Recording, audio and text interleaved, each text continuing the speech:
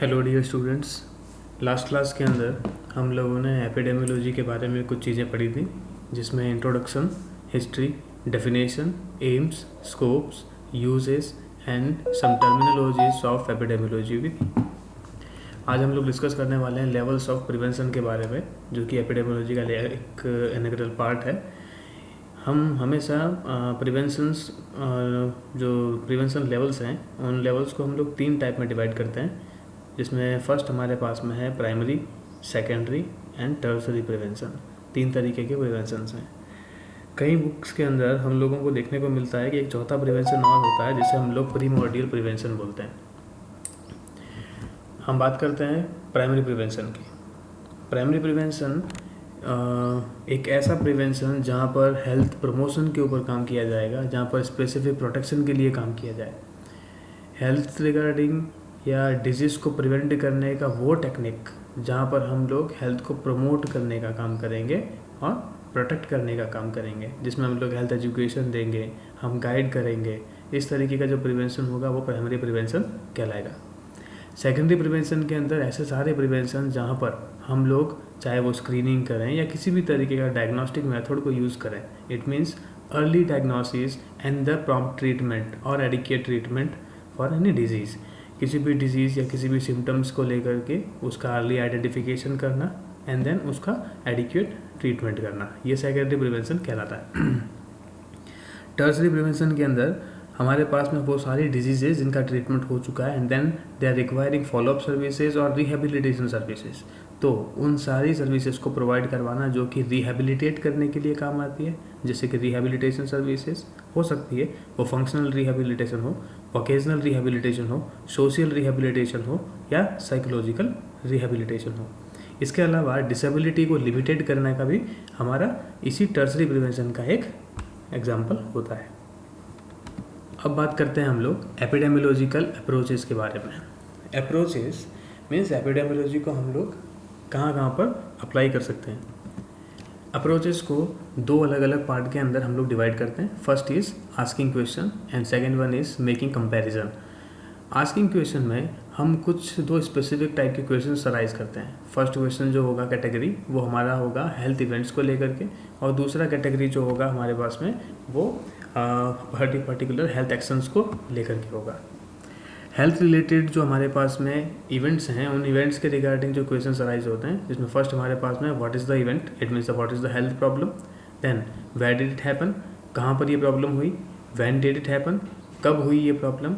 Who are affected, और जो patient हैं वो या उसके सराउंडिंग्स में कितने लोग हैं जो उससे अफेक्टेड हैं। या फिर व्हाई डिड इट हैपन, किस कारण से ये हुआ, किसी ऑब्स्ट्रक्शन, किसी अवॉइडेंस या किसी पर्टिकुलर कंटामिनेशन के कारण से हुआ, या कुछ भी जो भी उसका होगा। उसके बाद में हमारे पास में आता है जो कि सेकंड पार्ट है, जो कि रिलेटेड टू हेल्थ एक्शंस, जिसके अंदर हम as a health team member हम कुछ क्वेश्चंस हम स्वयं खुद से अराइज करते हैं, जैसे कि what can be done to reduce the problem. हम लोग प्रॉब्लम को रिड्यूस करने के लिए क्या कर सकते हैं, कौन कौन से कॉन्सिक्वेंसेस हैं उनको यूज़ कर सकते हैं। या फिर उसके अलावा ये प्रॉब्लम है वो किस तरीके से प्रिवेंट की जा सकती है इन द फ्यूचर, भविष्य में ऐसी प्रॉब्लम ना हो, ये कैसे होगा। उसके अलावा एक और क्वेश्चन हो सकता है हमारा कि what action should be taken by the community. Community के थ्रू जिन लोगों के लिए हम लोग ट्रीटमेंट सर्विसेज चला रहे हैं, उन लोगों के थ्रू कौन कौन से एक्शंस एडिशनली इम्प्लीमेंट करने हो सकते हैं। या फिर उसके अलावा हमें कौन कौन सी हेल्थ सर्विसेज की हेल्प की ज़रूरत हो सकती है, या उनका क्या अफोर्ट होगा। या उसके अलावा जो दूसरे एडिशनल जो सेक्टर्स हैं हमारे पास में, जो कि कोऑपरेशन में काम करते हैं विद द हेल्थ टीम, तो उनके थ्रू कौन कौन से एडिशनल सपोर्ट्स होंगे। इन सारे के रिगार्डिंग कुछ क्वेश्चंस अराइज होते हैं। ये हमारा तीसरा जो है वो हेल्थ एक्शन रिलेटेड कैटेगरी में आता है। फोर्थ हमारे पास में है what resources are required and how are the activities to be organised, और कौन कौन से रिसोर्सेज इसमें यूज़ किए जाएंगे, लोकली अवेलेबल हैं, मेडिकली हमारे पास में जो इक्विपमेंट्स हैं वो सारी चीज़ें हैं, उनमें से कौन कौन से रिसोर्सेज का यूटिलाइजेशन होगा, और कौन कौन से उसके अंदर हमारे पास में एक्टिविटीज़ को ऑर्गेनाइज किया जाएगा। एपिडेमियोलॉजिकल अप्रोचेस के अंदर अराइजिंग क्वेश्चन के बाद में जो दूसरा कैटेगरी आता है हमारे पास में, वो है मेकिंग कंपैरिजन। कंपैरिजन तब किया जा सकता है जब हमारे पास में 2 डिफरेंट वैल्यूज़ होती है, तो हम अब यहाँ पर जो हम लोग एनालिसिस कर रहे थे अभी तक, उसके अंदर हमने कुछ क्वेश्चंस अराइज किए। अब हम उसके बाद में कंपैरिजन स्टार्ट करते हैं। तो कंपैरिजन के लिए कुछ हमारे पास में स्पेसिफिक पॉइंट्स हैं, how to do comparison. Then first हमारे पास में this approach is to make comparison and draw interference. Comparison may be made between different population at a given time, example rural and urban population, or between subgroup of population, example male and female population, or between various period of observation, example different seasons. These are the methods for making comparison in epidemiology. Our next topic is tools of measurement. Measurement of three different things: rate, ratio and proportionate. Why these are used? हम लोग इन तीनों का use किस लिए करते हैं? क्योंकि हमें मेज़र करना होता है कई तरीके की चीज़ों को। हमें ऑब्ज़र्व करना होता है या दो डिफरेंट वैल्यूज़ के बीच के एसोसिएशन को। हमें ये मेज़र करना होता है कि मॉर्टालिटी कितनी है। हमें ये भी मेज़र करना होता है मॉर्बिडिटी की कितनी है, या इसके अंदर मॉर्टालिटी एंड मॉर्बिडिटी के अंदर और डिफरेंट जो सब कैटेगरीज है, इसके अंदर specific death rate, specific disease, हमारे पास है प्रिवलेंस रेट, सम रेशियोज। इन सारी चीज़ों को हम लोगों को मेज़र करने के लिए तीन डिफरेंट तरीके हमारे पास में, जिनको हम लोग रेट्स के नाम से जानते हैं, रेशियोज कहते हैं और प्रोपोर्शनेट कहते हैं। पहली चीज़ आती है हमारे पास में रेट्स। रेट्स क्या है? A rate measures the occurrence of some particular event in a population during a given period. किसी भी एक गिवन पीरियड के अंदर रेट क्या है? रेट हमेशा मेज़र करने के लिए काम में आता है उन सारे ऑकरेंसेस एक पर्टिकुलर इवेंट की। मतलब कोई भी फॉर एग्जांपल कोई इन्फेक्शन हुआ या कोई डिजीज़ हुई या कोई डेथ हुई फॉर एग्जांपल, तो उस डेथ का एक ड्यूरिंग एक गिवन टाइम पीरियड के अंदर एक पर्टिकुलर पॉपुलेशन के ऊपर उसकी वैल्यूज़ का असेसमेंट, उसका measurement, this is called rate. Example के तौर पे एक फार्मूला लिख रखा है, deaths rate, it means number of death in 1 year divided by mid year population into 1000। हम लोग ने डेथ रेट किस तरीके से निकाली? हमने मिड ईयर पॉपुलेशन लिया, it means the mid year population जो होगी हमारे पास में, उस पॉपुलेशन को कैलकुलेट किया जाएगा। वो हमारे पास में जो सेकंड वैल्यूज़ हमारे पास में होगी वो होगी हमारे पास में number of death in the year. इसको डिवाइड करते हुए मल्टीप्लाई कर देंगे हम लोग इसको 1000 से। तो इस तरीके के फॉर्मूलाज रेट्स के अंदर होते हैं। रेट्स में और भी कई सारे क्लासिफिकेशंस हैं। क्लासिफिकेशंस हम देखते हैं आगे। Example first is crude rate. Crude क्या होता है? Crude it means complete. जब टोटलिटी की बात होगी इट मीन्स क्रूड। तो crude rate, these are the actual observed rate such as birth, death and crude rate are also known as unstabilised rates. Crude rates एक actual observed rate है किसी भी event की, जैसे कि वो डेथ हो सकता है, बर्थ हो सकता है, ठीक है। उन सभी चीज़ों का एक एक्चुअल एस्टिमेटेड कंप्लीट फॉर्म के अंदर एक स्टैंडर्डाइज्ड रेट है जिसे हम लोग क्रूड रेट बोलते हैं। Second one is specific rate. Specific rate का मतलब फॉर एग्जांपल पर्टिकुलर किसी एक इवेंट, कॉज या ग्रुप, पीरियड, किसी भी एक इनमें से किसी भी चीज़ के अंदर हम लोग किसी रेट्स को बाहर निकालते हैं, तो ऐसी स्पेसिफिक रेट्स कहलाती है। These are the actual observed rate due to specific causes then or occurring in specific groups and during specific time period or weekly rates. Specific death rates, tuberculosis, number of death जो है हमारे पास में, उसमें से particular tuberculosis से कितनी death हुई, तो ऐसी रेट जब निकाली जाएगी तो उस कैटेगरी को हम लोग स्पेसिफिक डेथ रेट बोलेंगे। ट्यूबरकुलोसिस स्पेसिफिक हो गई हो। उसके अलावा एज या सेक्स या ग्रुप के रिलेटेड होगा, जैसे कि एक पर्टिकुलर एक विलेज में 40 to 60 ईयर ऑफ एज वाली जो पॉपुलेशन है उनकी डेथ कितनी हुई है टोटल पॉपुलेशन में से, तो मिड ईयर पॉपुलेशन के अंदर से उस एज ग्रुप को लिया जाएगा जिसमें 40 to 60 ईयर जो पॉपुलेशन है divided mid year population of a given time period into 1000, इस फॉर्मूला से उसको निकाला जा सकता है। उसके अलावा हमारे पास में कोई चीज़ हो सकती है जो कि एनुअल, मंथली, वीकली, इस तरीके से पर्टिकुलर टाइम पीरियड के ऊपर डिनोट करने वाला भी हो, वो स्पेसिफिक रेट्स होती है। नेक्स्ट हमारे पास में है स्टैंडर्डाइज्ड रेट। स्टैंडर्डाइज्ड रेट जो है वो एक तरीके का एडजस्टमेंट वाली रेट्स हैं जो स्टैंडर्डाइजेशन को बताती है। ठीक है, दो डिफरेंट वैल्यूज़ के अंदर, वो वैल्यूज़ कुछ भी हो, एज हो, सेक्स हो, इन सारी चीज़ों के बीच का एक स्टैंडर्ड वैल्यू बताने वाला जो रेट फॉर्मूला होगा, रेट का जो मेथड होगा, वो स्टैंडर्डाइज्ड रेट्स कहलाएंगे। Next topic is ratio. After the rates ratio के बारे में देखते हैं। रेशियो क्या है? Another measure of disease frequency is a ratio. It expresses a relation in size between two random quantities. Disease frequency को समझने के लिए जो हमारे पास में एक मेथड आया है, इसका नाम है रेशियो, जिसके अंदर हम लोग दो डिफरेंट वैल्यूज़ के बीच के गैप को ऑब्जर्व करते हैं। एग्जांपल जैसे कि sex ratio, male and female का हो सकता है। Doctor patient ratio, 1 doctor is to कितना पेशेंट है पर्टिकुलर एक पॉपुलेशन ग्रुप के अंदर।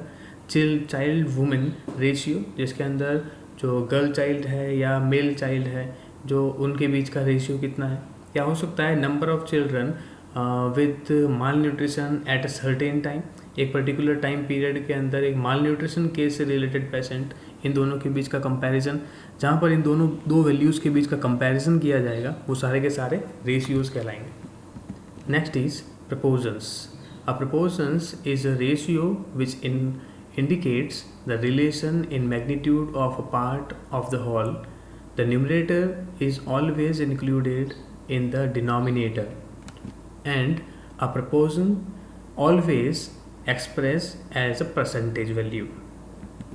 Proportions एक रेशियो टेक्निक है जिसके अंदर हम लोग सारी वैल्यूज़ परसेंटेज के अंदर निकालते हैं, जिसके अंदर न्यूमरेटर आपको एरो में दिख रहा है। न्यूमरेटर किसकी बात हो रही है? Which is the numerator and which is the denominator. Numerator हमेशा डिनोमिनेटर से डिवाइड करते हुए 100 से मल्टीप्लाई कर दिया जाएगा। डिनोमिनेटर हमेशा टोटल नंबर ऑफ पॉपुलेशन को डिनोमिनेट करेगी, एंड न्यूमरेटर्स के अंदर हमारे पास में वो सम वैल्यूज़ होगी जिसके बारे में हम लोग प्रपोजन वैल्यू निकाल रहे हैं। मॉर्टलिटी। मॉर्टलिटी क्या है? Mortality the occurrence of death in a population.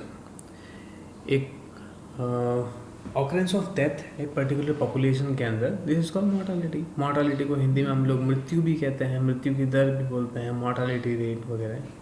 Mortality data जो है वो हमेशा ऑब्टेन किया जाता है कई सारी कंट्रीज़ के थ्रू। एनुअली हो सकता है, क्वार्टरली हो सकता है। उसके लिए कई सारे मेथड्स का यूज़ करते हैं। वो टेबुलेशन का मेथड यूज़ करते हैं, उसके अलावा वो लोग चार्ट मेथड्स का यूज़ करते हैं, डिफरेंट मेथड्स का यूज़ करते हैं for expressing the mortality rate in their countries. Mortality values को निकालने के अलग अलग मेथड्स हैं। इससे पहले हम लोगों ने रेट, रेशियो, प्रपोजन्स के बारे में पढ़ा। आगे उनका इम्प्लीमेंटेशन होगा इन सारे mortality, morbidity and specific rates के अंदर, तो हम लोग इसके अंदर आगे देखने वाले हैं। Mortality it means the occurrence of death in a population. सभी कंट्रीज़ अपने लेवल के ऊपर अपने नेशन की या एक पर्टिकुलर एरिया की मॉर्टलिटी रेट्स को या डेटा का एनालिसिस हमेशा करती है, लेकिन कुछ लिमिटेशंस होती है जो मॉर्टलिटी डेटा को इंटरप्ट करती है, जिसके अंदर पहला हमारे पास में इनकम्प्लीट रिपोर्टिंग ऑफ डेथ्स। अगर किसी एक विलेज में या किसी एक पर्टिकुलर कंट्री में जो टोटल नंबर ऑफ डेथ्स जो है, जो एस्टिमेट किए गए हैं, उसकी वैल्यू डिफरेंट हो और जो एक्चुअल डेथ्स हैं उसकी रेट्स अलग हो, उसकी वैल्यू अलग हो, तो ऐसे कंडीशन के अंदर हमेशा ये मॉर्टलिटी डेटा इनकम्प्लीट ही होगा, वो इनकरेक्ट ही होगा। Second limitation is lack of accuracy. अगर कभी मॉर्टलिटी डेटा को ऑब्जर्व करने में या उनको रिकॉर्ड करने के अंदर अगर एक्यूरेसी ना हो या वो इनएक्यूरेट हो, जिसके अंदर हो सकता है वो एज रिलेटेड हो, डेथ के कॉजेस रिलेटेड हो, एरिया रिलेटेड हो, या और कोई पर्टिकुलर रीज़न हो जिसके कारण से उसकी एक्यूरेसी इंटरप्ट हुई है, या जिसके अंदर एक्चुअल डेटा जो हमें लिखना चाहिए था वो हम लोग नहीं लिख पाए, तो भी मॉर्टलिटी डेटा उसके कारण से बिगड़ सकता है। Third is lack of uniformity. अगर मॉर्टलिटी डेटा को ऑब्जर्व करने का या उनको लिखने का या डेटा कलेक्ट करने का जो मेथड है वो यूनिफॉर्म्ड ना हो। एग्जांपल, अगर कोई है ग्रेडिंग के अंदर उसकी ऑब्जर्वेशन करता है, कोई उसके अंदर न्यूमरेटर फॉर्म के अंदर ऑब्जर्वेशन करता है, कोई इसके अंदर ग्राफिटिक फॉर्म के अंदर उसके अंदर ऑब्जर्वेशन करता है। तो डिफरेंट फॉर्म्स अगर यूज़ की जाएगी तो उसका एनालिसिस जो होगा वो बराबर से नहीं हो पाएगा, एक्यूरेसी उसके अंदर नहीं आ पाएगी। तो यूनिफॉर्मिटी होना भी मॉडलिटी डेटा को कैलकुलेट करने के लिए बहुत ही ज़्यादा ज़रूरी होता है। Next is changing. अगर जो मॉडलिटी डेटा है उसको ऑब्जर्व करने का, कहने का मतलब उनकी कोडिंग सिस्टम का या उनके डायग्नोसिस सिस्टम के अंदर अगर फ्रिक्वेंटली चेंजेस किए जाएंगे तो हमेशा उसके अंदर वैलिडिटी अफेक्टेड होगी। ये सारे कुछ लिमिटेशंस थे जो मॉडलिटी डेटास को हमेशा अफेक्ट करते हैं। इसके बाद में हम लोग डिस्कस करते हैं मॉडलिटी रेट्स एंड रेशियोज़ के बारे में। First is crude death rate, the number of deaths from all cases per 1000 estimated mid-year population in 1 year or in a given place. This is called crude death rate. एक particular geographical area के अंदर होने वाली total deaths की value हमेशा मीडियर population से divide करते हुए मल्टीप्लाई की जाए अगर 1000 से, तो इस तरह का जो रेशियो फार्मूला रेट फार्मूला होगा वो हमारा क्रूड डेथ रेट होगा। क्रूड रेट मीन्स कंप्लीट, जो हम पहले डिस्कस कर चुके हैं। तो क्रूड डेथ रेट का फॉर्मूला हमारे पास में number of death during the year and divided by median population into 1000। Next is specific death rate. Specific death rate तब एनालाइज की जाती है जब हमारे पास में एक पर्टिकुलर ईटियोलॉजिकल फैक्टर हो या पर्टिकुलर डिजीज ग्रुप हो जिसकी वैल्यू ही सिर्फ हमें निकालनी हो, जहाँ पे स्पेसिफिक डेथ रेट को ही निकालना हो। For example total number of death अगर एक पर्टिकुलर विलेज के अंदर 1000 है, उस 1000 में से 500 डायबिटीज़ से, 100 मलेरिया से, और इस तरीके से डिफरेंट वैल्यूज़ के जो डेथ्स हैं वो डिफरेंट डिजीज़ के कारण से हुई है। ओवरऑल डेथ्स जो है वो 1000 है, लेकिन पर्टिकुलर अगर हमें मलेरिया की डेथ्स निकालनी है तो मलेरिया की टोटल वैल्यूज़ कितनी है, टोटल डेथ्स कितनी है, उसे हमेशा डिवाइड किया जाएगा मीडियर पॉपुलेशन के साथ में, and then same formula use किया जाएगा जो कि क्रूड डेथ रेट के लिए यूज़ किया गया था and multiply by the 1000। Next is case fatality rate, इसे रेशियो भी कहा जाता है। फैटेलिटी क्या है या केस फैटेलिटी क्या है? केस की fatality it means the killing power, ठीक है, किलिंग पावर और एक रिस्पॉन्सिबल डिजीज़ या एक पर्टिकुलर डिजीज़, एक किसी भी डिजीज़ का किलिंग पावर इट मीन्स के कोई भी डिजीज़ के एलिमिनेट होने तक का जो ड्यूरेशन है या एलिमिनेशन का जो रेट है और जो रेशियो है जिसकी हम बात कर रहे हैं, ठीक है, उसे हम लोग केस फैटेलिटी रेट या रेशियो बोलते हैं। फॉर एग्जांपल फूड पॉइजनिंग, जैसे कि फूड पॉइजनिंग के कितने केसेस आए, कितने केसेस रिकवर्ड हुए, कॉलेरा के कितने केसेस आए, कितने केसेस रिकवर्ड हुए। तो इस तरीके की रेट को निकालने के लिए हमें उस पर्टिकुलर डिजीज़, फॉर एग्जांपल जैसे कि फूड पॉइजनिंग है या कॉलेरा है, तो कॉलेरा के कारण से होने वाली जो टोटल डेथ्स हैं, ठीक है, वो हमारे पास में डिनोमिनेटर है, और जिसके टोटल डेथ्स जो हुई हमारे पास में कॉलेरा के कारण से वो हमारे पास में न्यूमरेटर है। तो द फॉर्मूला क्या होगा हमारे पास में, the total number of that due to particular disease जो कि न्यूमरेटर है divided by total number of case due to the same disease denominator into 100. Next is proportional mortality rate. In proportional mortality rate, it is sometimes useful to know what proportion of total deaths are due to particular cause, example cancer, or particular age group, कुछ भी हो, for example infant, toddlers, या फिर above 50 year of age, और proportional mortality rate expresses the number of death due to particular cause per 100 or total death those we have. Proportional mortality rate हमेशा एक particular group को या specifically उसकी death rate को बताने के लिए काम में आता है। प्रोपोर्शनल मोर्टालिटी रेट एग्जांपल के तौर पे जो पहला हमें दिख रहा है, जो कि proportional mortality from a specific disease, एक पर्टिकुलर डिजीज़ के कारण से होने वाली डेथ, जिसका फॉर्मूला होगा number of death from the specific disease in a year divided by total deaths from the cause of in the year. Particular disease for example वो cholera हो, डायबिटीज़ हो या कुछ भी डिजीज़ हो into 100। Next is under 5 proportionate mortality rate. Under 5 proportionate या as specific आ गई, जिसके अंदर नंबर ऑफ जो डेथ्स है वो अंडर 5 की कैलकुलेट की जा रही है गिवन पीरियड के अंदर, एक ईयर के अंदर उसको डिवाइड किया जा रहा है टोटल नंबर ऑफ डेथ्स एक जो गिवन टाइम पीरियड के अंदर, और उसको मल्टीप्लाई किया जाएगा 100 के साथ। वैसा ही हमारे पास में एज ग्रुप जो कि 50 ईयर जो है एज पर्सन या उससे अबोव वाले जो लोग हैं उनकी जो मोर्टालिटी है, प्रोपोर्शनल मोर्टालिटी रेट है, उसके फॉर्मूला को जिस तरीके से होगा, number of death at persons age 50 year and above divided by total deaths at all age group in the year into 100। Mortality category के अंदर जो नेक्स्ट हमारे पास में आता है जो कि सर्वाइवल रेट है। Survival rate it means survival rate के अंदर हमेशा जो कैलकुलेशन की जाएगी वो सर्वाइवल रेट के अंदर एक पर्टिकुलर टाइम पीरियड के अंदर जो कितने पेशेंट सर्वाइव कर चुके हैं, टोटल नंबर ऑफ केसेस, जैसे कि अभी कोरोना वायरस का जो कोविड-19 डिजीज़ जो है, जिसके कारण से टोटल नंबर ऑफ जो पेशेंट्स हैं उन पेशेंट्स को हम लोग डिनोमिनेटर कैटेगरी में डालते हैं। न्यूमरेटर कैटेगरी के अंदर वो केसेस आएंगे जो कि इससे क्योर हो चुके हैं, जो इससे ठीक होकर के अभी वो अलाइव हैं, जिनकी डेथ नहीं हुई है, ठीक है, इनटू 100। इस तरीके का जो फॉर्मूला लगाया जाएगा ये सर्वाइवल रेट को बताने के लिए लगाया जाएगा। Morbidity, the occurrence of an illness in a population. Morbidity किसे कहा जाता है?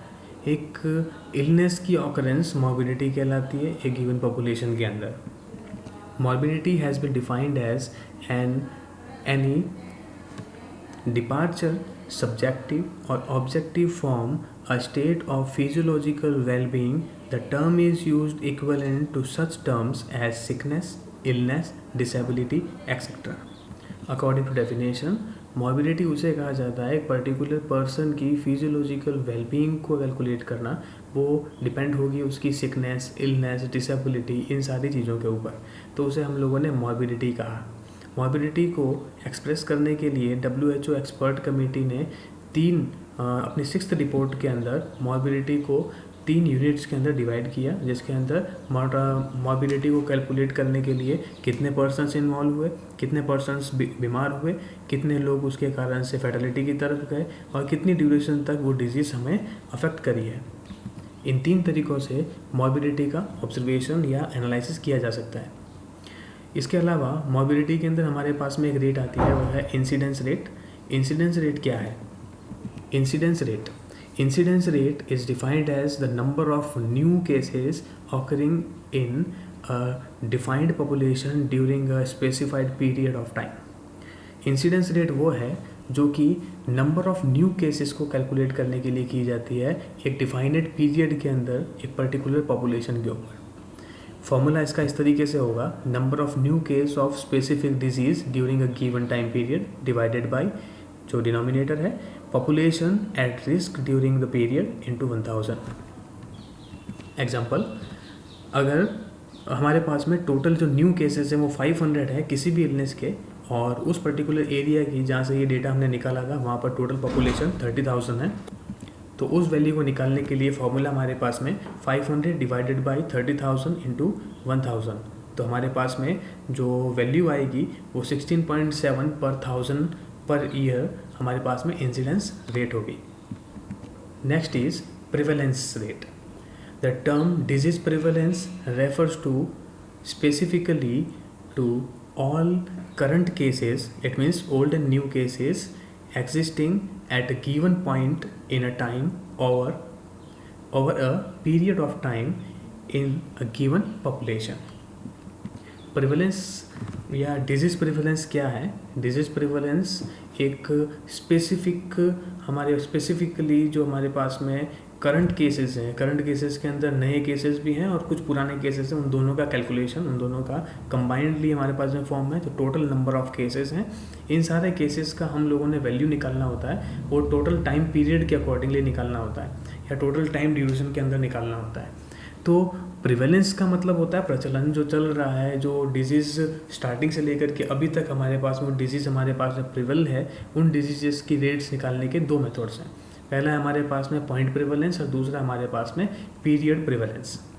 Point prevalence, number of total cases, it means old and new cases, जिन्हें हम करंट केसेस कह रहे हैं। करंट केसेस को हम लोगों ने एस्टिमेट करना होता है एक पर्टिकुलर पॉइंट के ऊपर, पॉइंट ऑफ टाइम के ऊपर। इट मीन्स कि गिवन 1 वीक में कितना हमारे पास में केसेस आए हैं, 1 वीक या फिर 1 क्वार्टरली हमारे पास कितने केसेस आए हैं, पर्टिकुलर ईयर में, एक सेंचुरी में से पर्टिकुलर ईयर के अंदर हमारे पास में कितना है, पर्टिकुलर एक डे में हमारे पास में कितने केसेस आए हैं। एक पर्टिकुलर जहाँ पॉइंट वैल्यूज़ का, पॉइंट ऑफ टाइम की वैल्यूज़ का जहाँ कैलकुलेशन किया जाएगा, पॉइंट प्रिवेलेंस कहलाएगा। Formula, number of all current cases of specified disease existing at a given point in time divided by estimated population at the same point in time into 100. Next is period prevalence. ये एक ऐसा measurement है जिसके अंदर हम लोग disease के old और न्यू केसेस जितने भी हैं उन सारे केसेस को कंबाइंडली एक पर्टिकुलर टाइम पीरियड के अंदर, एक टाइम इंटरवल के अंदर हम लोग कैलकुलेट करते हैं, उसका एस्टिमेशन करते हैं। फॉर्मूला कुछ इस तरीके से है, number of existing cases of specified disease during a given period of time interval divided by estimated mid interval population at risk into 100। यहाँ पर टाइम इंटरवल का मतलब है एक particular time duration, January to December, एक particular इस 12 month के अंदर हमारे पास में कितने केसेस आए हैं, कितने डिजीज़ हमारे पास में कैलकुलेट हुई थी, नए केसेस, ओल्ड केसेस की पूरी क्वांटिटीज़ कितनी थी, या हमारे पास में एक पर्टिकुलर एक पूरा एक पैकेज ऑफ टाइम ड्यूरेशन है। उस टाइम ड्यूरेशन के अंदर आने वाले सारे ही हमारे पास में प्रिवेलेंस रेट का निकालना पीरियड प्रिवेलेंस होता है। ओके स्टूडेंट, आज के लिए इतना ही।